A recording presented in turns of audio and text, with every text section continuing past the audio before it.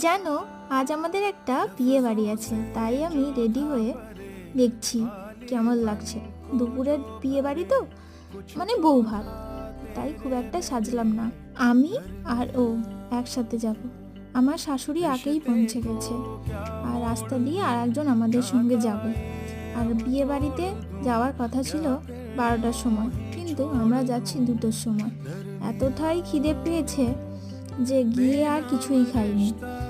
আমাকে বলছিল একজন যে ফুচকা খাওয়ার কথা, আমি বললাম দরকার নেই, খাবো না, আগে আমি পেটটা ভরাই, প্রচণ্ড খিদে পেয়েছে।